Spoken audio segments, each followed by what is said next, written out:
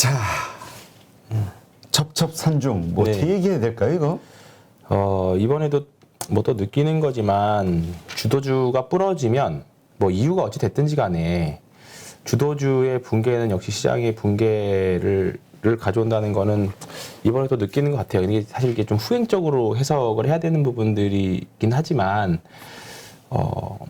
어쨌든 좀 계속 안 좋은 구간을 계속 겪어 나가고 있고요.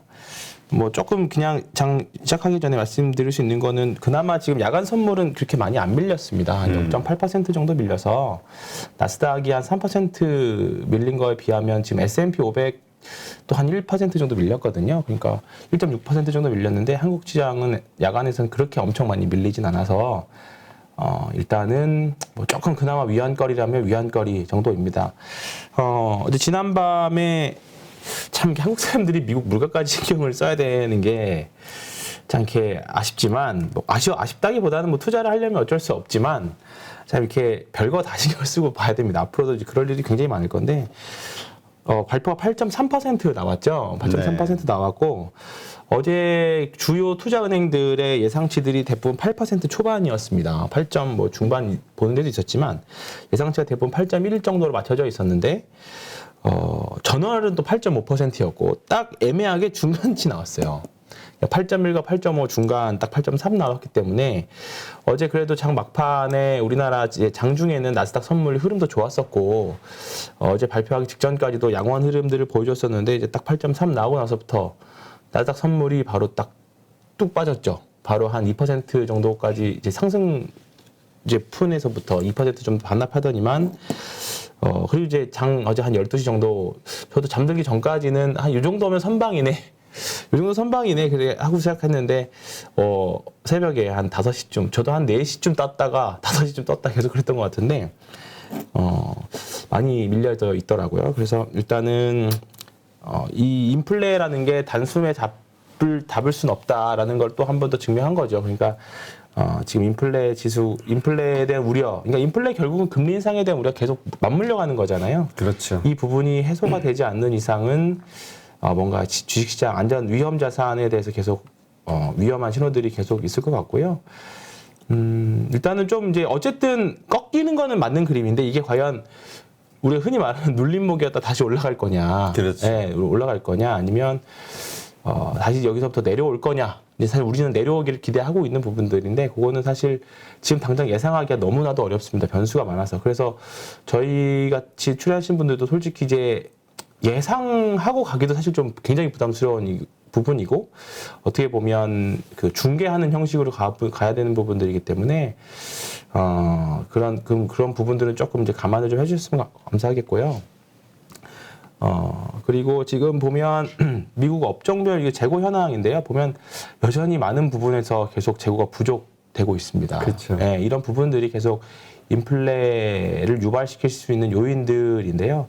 다행히 좀 세부 항목들을 보면 중고차 그동안 계속 밀어붙였었던 중고차라던가 에너지 가격들이 조금 둔화되는 모습들을 좀 있어요. 핵심 품목들이 좀 둔화되는 모습은 좀 있었지만 이 부분들에 대한 둔화세가 별로 크지는 않았고 계속 이 부분들이 어쨌든 6월 달에 있을 FOMC에는 자이언트 스텝까지는 아니더라도 우리 흔히 말하는 빅스텝 50bp 인상에 대한 거는 거의 이제 확실시하게 하고 가게 되는 그런 그림을 그리는 거죠. 그래서 연말 중립금리는 한 2.5까지는 가야 되겠다.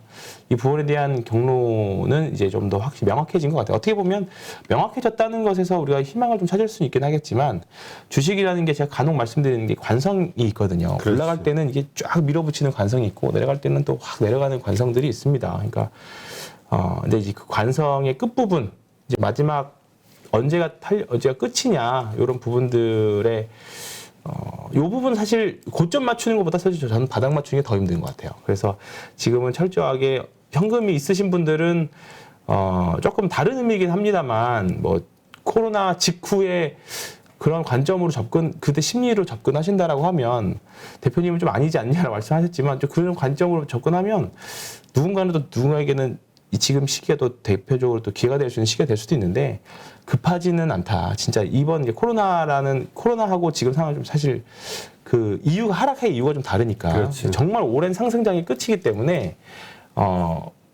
일단 좀 시간이 좀 걸릴 수밖에 없습니다. 그래서 천천히 접근하시는 방향으로. 네. 아니 그때 우리 코로나 직후에는 어려운 주식 시장을 살릴 수 있는 연준의 어떤 유동성 그렇죠. 공급이라든가 네. 금리 인하라든가 정책을 그렇습니다. 통해서 시장을 받쳐주려는 의지와 행동이 있었는데 지금은 오히려 이제 없죠. 네, 지금 반대니까 없어요. 그게 문제인 거죠. 그 운운에 딱이 때린다 그러잖아요. 그런 상황이라 과연 그렇게 될 수 있을까 이렇게 의문을 갖는 그게 가장 분들이 좀 큰 거죠. 있는데 네. 어쨌건 정점을 좀 의견이 좀 미국의 그 여론들을 이렇게 보니까 그래 이제 정점을 좀 찍은 거 아니야? 이제 좀 정점을 찍고 내려가는 거 아니야라는 긍정적인 이야기도 있지만 네. 결국에 에너지 가격이 약간 정점 찍은 분위기지 전반적으로 모든 거는 다 인플레이션이 지금 심각한 맞습니다. 거야. 네, 네. 이 얘기도 지금 네. 근데 이 이야기가 후자가 지금 먹혔으니까 지금 나스닥이 3%대 그렇죠. 폭락한 네, 거겠죠. 네, 네, 맞습니다. 어떻게 시장에서 해석하느냐가 중요하죠. 시장 내가 해석하는 게 중요한 게 아니라 시장이 어떻게 해석하느냐가 굉장히 중요합니다. 시장이 어떻게 해석하느냐. 네. 그래서 근데 또 하나 미국 시장의 특징이랄까 이렇게 보면은 보통 하루 지나서 급등이 됐든 급락이 됐든 하루 지나서 곰곰이 생각해보고 그 다음에 또 반전되는 경우들이 네. 좀 있기는 하더라고요. 글쎄요. 지금 워낙에 계속적인 매파적인 의견 그리고 4,000포인트를 S&P 500 기준으로 4,000포인트 깰 거라는 의견도 계속 나오고 있기 때문에 어쨌든 무너진 심리 또는 무너진 자신감을 빨리 회복하는 그런 시기가 좀 와야 돼요. 근데 아직까지는 뭐 사실 뭐 우리가 흔히 말하는 지금 솔직히 기술적 분석도 그렇고 의미가 없죠. 좀. 의미가 없고, 예. 그 다음에 뭐 기본적 분석이라고 해서 뭐 의미가 있겠습니까? 지금 이제 거의 뭐 우리 흔히 하는 말로 무지성 매도가 나오는 구간이기 때문에 이 투매가 잠잠해질 때까지 또는 지금 보면 이런 하락폭은 인간이 만든 하락폭이라고 보기보다는 인간이 만든 하락폭이 기계가 만든 그러니까 매도가 매도를 부르는 시스템적으로 나오는 물량들이 굉장히 많이 있을 겁니다. 그렇죠. AI 네. 자동 프로그래밍에 그렇습니다. 의해서. 그러니까 여기서 보면 여기서 한 번 투매가 나오고 나서 한 번 더 2차 투매가 나온 거기 때문에 일단은 경험적으로는 이제 여기서 횡보 확률이 조금 높다라고 생각을 하는데 글쎄요. 올해는 전혀 예측할 수가 없습니다. 솔직히 전혀 예측할 수가 없고 우리가 최근 2년 동안의 주식시장은 최근 20년 동안의 시장하고는 완전히 결도 다르고 경험 데이터에 전혀 있었던 장이 아닙니다. 그렇기 때문에 지금 구간에서는 함부로 예측도 솔직히 어려운 것 같아요. 네, 어려운 것 같고 지금 솔직히 뭐 하방을 계속 말씀하시는 분들도 이게 여기서 갑자기 또 급반등할 수 있는 그런 가능성도 여전히 있기 때문에 그냥 열린 마음으로 이렇게도 생각하고 저렇게 생각하고 그냥 그렇게 보셔야 될 것 같아요. 지금은 전문가 비전문가 누구도 장담할 수 없는 구간이라고 그것만큼은 맞습니다. 말씀할 수 있습니다. 네. 자, 일단 우리 한국 시장으로 네. 또 돌아와 볼까요? 5월 초 네. 수출 부진하다. 네. 우리가 사실 수출 데이터 가지고 계속 그 주가 상승, 그렇죠. 하락 네. 이걸 얘기를 해왔는데 일단 부진하다는 얘기는 또 안 좋은데 또 덮친 네, 격이에요. 그렇죠. 네. 이렇게 보시면 드디어 올해부터 무역 수지도 이제 적자로 돌아섰고요. 무역 수지가 이건 연간 추이인데요. 계속적으로 사실 좀 안 좋은 구간들이 계속 이어지고 있고요. 이거 보면 연간으로 작년에는 무역 수지 그래도 좋은 흐름이었고, 근데 이제 5월달 수출을 보니까 여전히 또 수출이 또 줄었습니다. 예, 수출이 좀 줄었고 수입이 더 많은 그런 구간. 그러니까 한국은 무역 수지 또는 그냥 쉽게 생각하실 거면 수출이 늘어나면 좀 좋고 수출이 줄어들면 안 좋고 그러니까 코스피는 이 장기 시계열로 보면 요거 따라가거든요. 근데 지금 계속 수출이 별로 좋지 않은 상태입니다. 그렇다 보니까 시장에서는 별로 외국인들이 살만한 근거가 없는 거죠. 예, 그렇다 보니까 외국인들이 계속 관망하는 정도. 그러니까 비중은 줄일 만큼 줄여 있는 상태인데 이 돈을 굳이 주식을 사야 되냐? 지금 안전자산 선호 심리 상황에서 지금 보면 어제 기사도 보면 이제 예금이 계속 늘어나고 있다라고 하는 기사들도 나왔는데 지금 구간에서는 솔직히 조금 쉽지 않은 구간이 계속 이어지고 있습니다. 그래서 이 부분에서 유의미한 성과가 나올 때까지는 조금 계속 코스피 대형주들은 특히 대형주들은 조금 쉽지 않은 구간이 이루어질 것 같습니다. 일단은 이렇게 코로나 영향이라던가 조업일수 줄어든 거 그런 부분들도 좀 있긴 하겠습니다만 아직까지는 이게 좀 뭐 극적으로 반전이 되려면 대외 변수들 이제 뭐 전쟁도 좀 끝나야 될 것 같고 이제 상하이 확진자 수는 급격하게 줄고 있다고는 하긴 하더라고요. 근데 봉쇄 정책이 아마 올 연말까지 계속 될 것 같습니다. 예, 아마 제로 코로나 정책을 중국에서는 계속 추진할 거기 때문에 그런 부분들이 계속 우리 시장에 부담을 적용할 수밖에 없고요. 다만 이제 이런 부분들이 선반영해서 움직여주기를 조금 이럴 때만큼 정말 선반영해서 이제 나쁜 거 다 반영한 거 아니냐 이제 좀 이제 반등하자라는 생각으로 좀 했으면 좋겠는데 일단은 코스닥 그래도 요즘 가끔 미국 시장하고 한국 시장이 좀 디커플링 되죠. 있어요. 네, 되죠. 네, 오늘도 오늘 이번 주 화요일이었나요? 이날 화요일 날 폭락하고 나서 이날 양봉 극적으로 양봉 만들어냈잖아요. 그러니까 이런 날도 오늘 같은 아마 2,500포인트에 대한 오늘 테스트를 또 할 건데 이런 부분에 대한 기대를 좀 해야 되겠죠. 해야 되겠고 그리고 이제 오늘 우리나라 같은 경우에는 개별 이슈가 있습니다. 옵션 만기일입니다. 옵션 만기일인데 이제 오늘 이번 주까지는 뭐 어차피 계속 외국인들이 하방 포지션이었고 어제도 다시 잠깐 풀었던 거를 다시 하방으로 밀어붙이는 그런 느낌이었습니다. 근데 오늘 오히려 장 초반에 강력하게 하방이 나오면 오후에는 이거를 청산하거나 해소하려는 이제 환매수하는 포지션들이 나오면서 조금 의외성이 나올 수는 있습니다. 장 후반경에. 근데 다만 이제 오늘같이 이렇게 심리가 안 좋은 때는 아침 1시간 하고요. 그 다음에 오후 1시에서 2시 사이. 물량이 나올 때가 이 두 때거든요.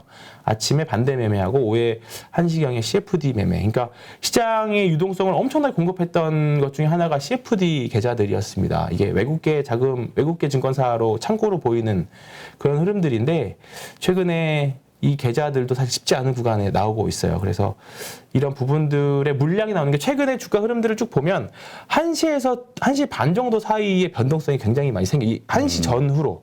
1시 전후 30분 정도가 굉장히 좀 변동성이 심한 구간이거든요. 근데 이런 구간이 아직도 변동성이 심한 거 보면 CFD 계좌들의 변동성이 계속 시장을 좀 특히 작은 종목들 같은 경우에는 좀 좌지우지하는 것 같고요. 그리고 조금 다행이라기보다는 이거 한번 말씀드렸던 것 같은데 이거 증시 주변 자금 추이를 보면 이게 화요일 날 결제된 게 이제 오늘 보여지는데요. 신용장고가 전혀 변화가 없습니다. 계속 22조대 유지되는 거 보이죠. 이 정도면 뭔가 한 위아래로 몇 천억 단위라도 이렇게 움직여줘야 되는데 신용장고 변화가 없거든요. 이거는 보면 이미 한국 시장은 올해 1월달, 2월달경 통틀어서 신용장고가 어느 정도 정리될 부분은 다 정리됐다. 이렇게 좀 해석을 하는 게 일단 지금 구간에서는 맞는 것 같아요. 이게 21조까지 내려갔다가 이제 올라온 거기 때문에 이제 어느 정도 조금 신용장고가 시장에서 투매를 불러일으키는 것들은 조금 그 우려는 상대적으로 좀 다른 자금들에 비하면 좀 덜하지 않겠느냐 이게 좀 보고 있습니다. 그래서 오늘 아침 30분 그다음에 오늘 오후에 1시 정도의 변동성을 잘 이용하시면 단기 매매도 잘하면 뭐 쉽진 않겠지만 오늘 구간에서는 본인들의 구간 이제 매매 로직들이 있으시다고 하면 충분히 해볼 만한 영역은 저는 오늘도 충분히 있다고 생각합니다. 그래서 간밤에 에너지 섹터들이나 그 다음에 어제도 상대적으로 강했던 내수 섹터들, 그러니까 지금 수출이 안 되니까 내수주를 봐야 된다라고 계속 말씀드리고 있는데 어제는 또 백화점 섹터들이 강했습니다. 백화점 섹터들이 어제 현대백화점이나 롯데쇼핑이나 이런 쪽 섹터들이 좀 강한 모습들이었는데. 시장의 스마트 자금들, 단기 자금들은 계속 이쪽으로 가고 있죠. 어제 현대백화점이 정말 사실 기술주나 성장주 매매하시는 분들 같은 경우에는 이런 현대백화점 같은 주식들 잘 관심이 없으실 건데 어제 정말 오랫동안 쉬어있던 주식이 이제 좀 올라오는 모습이었고요. 그다음에 롯데 쇼핑도 저항선을 뚫은 건가요? 아직 뚫지는 못했습니다. 그러니까 오늘 같은 날은 또 오히려 이런 주식 들어가기보다는 어제 생통마켓 또 하이트진로는 내수주인데도 불구하고 또 이렇게 음봉을 하나 맞았거든요. 오히려 오늘은 또 하이트진로 같은 것들을 좀 과대낙폭 나온다라고 하면 또 해볼 만한 종목이 될 것 같고 이거 계속 내수주나 리오프닝주 관련 주식들이 계속 뺑뺑뺑 돌고 있어요. 그러니까 그 안에서 음봉들을 분할 매수하고 좀 양봉 나온다라고 싶으면 팔고 좀 약간 단기 관점에서 본다라고 하면 이렇게 로직을 하는데 그 폭이 어제도 보면 상승폭은 정말 짧아요. 근데 순환은 또 엄청 빨라요. 그러니까 몇몇 시가총액 1,000억 원대 전후에 있는 테마성 종목들이야 우리가 분석할 수 있는 여지를 좀 떠나고 그냥 수급으로 밀어붙이는 그런 쪽으로 떠나서 그냥 좀 해석을 논외로 하고 뭔가 조금 의미 있는 주식들을 관점에서 바라본다라고 하면 뭔가 단기 트레이딩 하기에도 사실 조금 그 폭이 굉장히 좀 짧은 구간들입니다. 그래서 이 부분이 좀 대응하기 어렵시다라고 하면 차라리 지금 현금을 가지고 계시거나 관망하는 자세가 좀 더 낫다라고 일단 이렇게 말씀드리고 싶고요. 그나마 한국 시장 다행인 거는 어제 한국은 그래도 주도주가 시장을 그래도 지켜줬다라는 거. 이제 대표적으로 이제 기아죠. 기아가 어제 신고가를 내는 흐름을 보여줬고 거래량까지 터뜨리면서 그나마 우리나라 시장을 좀 지켜주는 역할 노릇을 했습니다. 그래서 어떻게 보면 뭐 계속 앞으로 벌어들일 현금이 있는 회사잖아요. 자동차 주문은 밀려 있고 그렇다 보니까 자동차 섹터들은 그다음에 자동차 부품주까지도 이제는 조금 긍정적으로 보셔도 되는 섹터가 아닌가 이렇게 좀 보고 있고요. 그다음에 어제 특징적으로 좀 제약바이오 섹터들이 정말 오랜만에 또 튀었습니다. 어제 네. 그렇죠. 박셀바이오 같은 경우에도 바닥에서 급등이 좀 나왔고요. 그러니까 제약바이오 섹터들에 이제 관심을 아예 없으시는 분들도 많이 있을 건데 결국은 지금 기술주들에서 빠져나온 일부 돈들, 그 다음에 다른 쪽에서 빠져나온 자금을 줄인 자금들이 정말 많이 비어 있었던 자금 섹터들로 조금 일부 가는 부분들이거든요. 근데 이게 연속성이 있다기보다는 일회성일 수 있습니다. 일회성일 수 있고 다만 이제 이런 부분들이 박셀바이오 같은 경우에는 대시세를 내고 오랫동안 쉬었다가 이제 바닥에서 조금 이제 횡보하는 모습들이 나오잖아요. 그러니까 이런 종목들이 꽤 있거든요. SK바이오팜도 어제 좋은 흐름을 빨리 10만 원 넘어가야 되는데 바이오팜 같은 경우에도 이제 또 바닥에서 올라온 모습 보였고 그다음에 셀트리온 헬스케어도 어제 좀 바닥에서 양봉 나오는 모습들 좀 보였으니까 시장이 좀 안 좋을 때 어제 좀 제약바이오 섹터들이 지켜내면서 지수를 좀 그나마 버티게 해줬었던 시장 심리가 안 좋은 상태에서 근데 이런 주식들은 아마 계좌에 있으셔도 거의 소외돼서 방치하고 있었던 종목들이실 거예요. 근데 그런 애들이 올라오고 기존에 내가 기대를 하고 있었던 애들은 좀 빠지고 막 그러니까 지금 멘탈적으로 굉장히 어려운 구간이 지속되고 있습니다. 이제 아마 주식도 그만 다 접고 싶고 어려우신 구간들이 있을 건데 지금 구간에서는 어쨌든 뭐 어떻게 하겠습니까? 일단 지금 구간에서는 포기하기에는 우리가 흔히 말하는 PBR 1배 수준, 0.9배 수준 2,500포인트 언저리니까 여기서 포기하기에는 러시아가 핵미사일 같은 거 쏘지 않는 이상은 여기서 더 밀린다라고 하면 솔직히 이제 여기서 더 밀리면 기다리면 올라오는 구간은 맞는 것 같아요. 근데 이제 어디까지 내려갈 거에 대한 담보가 없기 때문에 그게 공포스러운 거죠. 지난 간밤에는 뭐 이제 경제 대공황 때 차트하고 이제 비교를 하면서 이제 미국 3중 천정형 그리고 거기는 한번 쭉 망가지는 이제 뭐 이창원 단장님이 이제 그런 모습을 말씀하시는 걸 수도 있는데 한국 시장은 또 오히려 또 해볼 만한 구간이 되지 않았나 저는 계속 보고 있습니다. 그 지난번에 이창훈 단장님이 그 얘기를 하셨거든요. 그러니까 진짜 폭락은 그냥 본인이 생각하기에는 개인적으로는 트리거는 실적이 좋고 상승의 이유가 분명했던 테슬라의 폭락 이것이 하나의 트리거가 되지 않겠냐 그리고 징조가 되지 않겠냐. 근데 그때 아마 영상 나가고 여러분들이 그 악성 댓글을 좀 다루셨는데 지금 보니까 테슬라가 지금 상당히 안 좋은 모습을 보여가지고 이거 뭐 어떻게 되는 거야? 한번 다시 모셔야 되겠어요.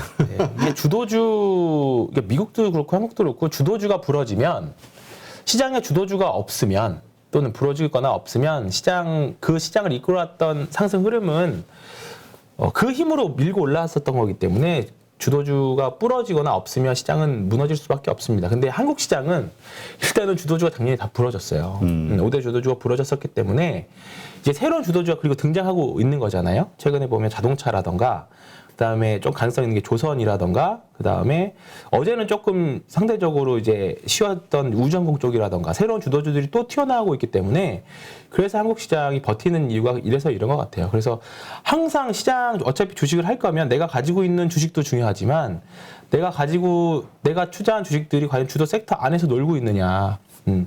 신고가라서 무서울지언정 주도주가 뭔지는 계속 관찰하시고 있어야 됩니다. 그래서 한국 시장이 아직도 저는 괜찮은 게 자동차라는 주도주가 분명히 보이고 그 다음에 우주항공도 여전히 어제는 뭐 잠깐 쉰 거지만 뭐 아직까지는 우주항공 그 모멘텀들 충분히 더 남아 있는 것 같고 그리고 그나마 뭐 기대를 갖고 있는 건 제약바이오가 조금 올라와 주기 바라면 한다라고 하면 지수로는 뭐 그렇게 어렵진 않을 것 같아요. 지수만 보면. 근데 이제 그 안에서의 종목이 너무 혼란스럽죠. 너무 혼란스럽죠. 예, 그게 문제인 거죠. 사실 그게 문제인데 그 종목을 좀 잘 찍어야 되고요.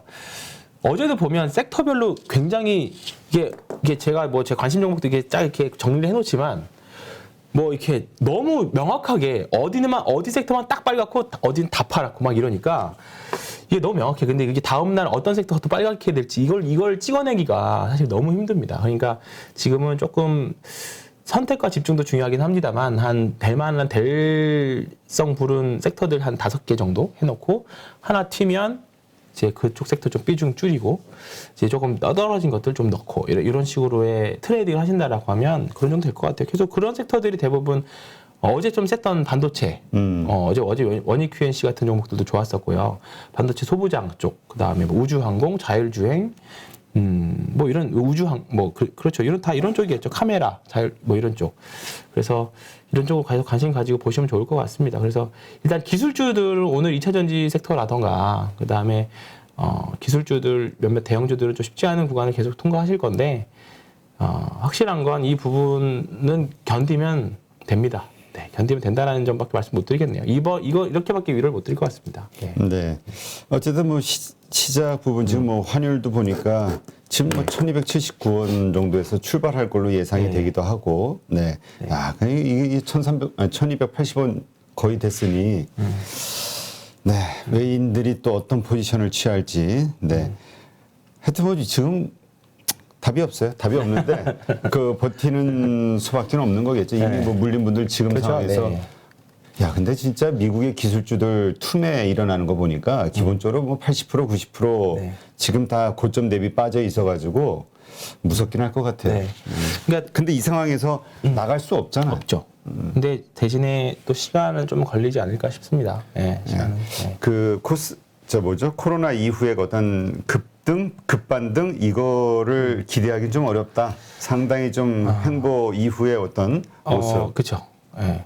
근데 참 희한한 게 금리 인상기에는 이 부분들에 대한 일단은 기초 논리들이 이 부분에 대해서 다 빠그라지니까 소위 말하는 금리 인상기에는 주가가 떨어진 적이 없다. 최소 1년 단위로는.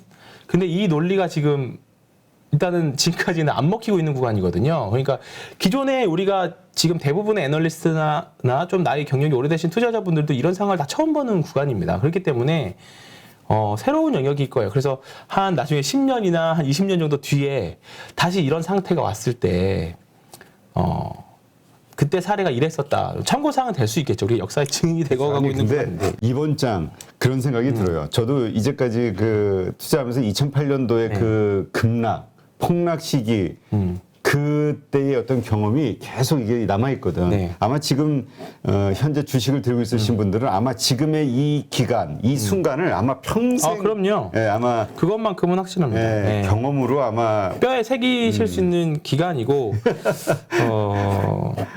네, 네, 자, 그렇습니다. 뭐라 할수. 근데 어쨌건 지금 우리가 그러니까 뭐 사자 이 얘기가 아니라 지금 우리 황 팀장님 생각하시기에는 요번 그 우리가 좀 반등을 하는 섹터 혹은 주식을 어느 쪽으로 좀 개인적으로 보세요? 근데 지금 섹터를 논하기는 솔직히 좀 너무 이른 것 같아요. 아직은? 네, 아직은 이른 것 같고, 그나마 뭔가 다음 주도주의 탄생이라기보다는 지금 이미 그나마 시장을 지탱하고 있는 게 자동차하고 자율주행 몇 개랑 그 다음에 뭐 비료 관련 주식이나 뭐 전쟁 이런 인플레 관련 주식들은 워낙에 좀 작고 변동성도 커서 시장 당일로의 주도주 역할은 뭐 주도주를 어떻게 판단하느냐인데, 그러니까 뭐 유튜브에서 제가 말씀드릴 수 있는 거는 시장을 끌고 오는 주도주 정도로만 말씀드린다라고 하면 일단 지금은 우주항공하고 자동차 정도인 것 같아요. 우주항공 자동차 정도인데, 그리고 뭐 몇몇 이제 에너지 관련 주식들 요 정도일 것 같은데, 근데 여기도 변동폭이 너무 커서 그렇지. 지금은 주도주를 논하기엔 솔직히 좀 너무 이른 것 같습니다. 그리고 지금 얘기하신 그 섹터 같은 경우는 이제까지 또 그동안 좋은 모습을 보였거든. 그러니까 지금 이렇게 낙폭과대 모든 주식이 빠지는 장에서 안 빠진 오히려 올라 있는 네. 주식을 산다는 게 또 심적인 부담감이 엄청 부담되죠. 엄청 내가 사면 또 고점이 될 것 그렇지. 같고. 네. 앞으로 예를 들어서 기아나 자동차나 그런 쪽이 앞으로 올라갈 것 같아. 근데 이번 장을 통해서 역시 20% 30% 빠졌어. 그러면 이게 좀 액션을 그렇죠. 취하기가 네. 좋은데 네. 다 20, 30% 빠진 상황에서 얘 혼자 10% 20% 올랐어. 이거를 산다는 게 네. 그게 참 어려운 것 같아. 뭐 기아 지금 제가 주도주라고 말씀드렸지만 기아 어제 종가를 보면 시장 대비 강한 모습을 좀 보이고 거래량도 나오면서 딱 전고점 근처에서 지금 멈춰 있는 상태거든요. 사실 여기서는 아마 굉장히 좀 리스키한 자리입니다. 지금 네. 구간에서는 매수보다는 매도 전략이 조금 더 우세할 수 있을 것 같고 명분도 됩니다. 분명히 전고점 근처이기 때문에 아마 김종수 저자님 보면 놀라실 자리일 겁니다. 이런 주식을 지금 여기 산다고. 얼마를 더 올라갈 거라고 그렇죠. 생각하고 사냐고 네, 아마 그렇죠. 이런 얘기 하시겠죠. 그렇죠. 그렇기 때문에 지금 장기 이평선을 이제 뚫고 얼마 안 됐기 때문에 분명히 좀 매물 소화도 좀 필요하기 때문에 오늘 주도주 섹터나 주도 섹터가 어느 쪽에서 튀어나오는지도 한번 계속 매일매일 관찰하시는 게 지금은 분명히 지금 튀는 섹터들 중에서 분명히 다음 주도주가 나올 거거든요. 지금 순환매는 하고 있지만, 그러니까 그런 섹터들 계속 관찰을 좀 하시는 날이 좀 되셨으면 좋겠습니다. 네, 알겠습니다. 네, 이제까지 신한금융투자 황유연 팀장과 함께했습니다. 네, 수고했습니다. 네. 누구나 1시간 안에 200개 종목에서 좋은 종목을 고를 수 있는 그런 능력을 배양할 수 있도록 제가 도와드리려고 그렇게 하고 있습니다.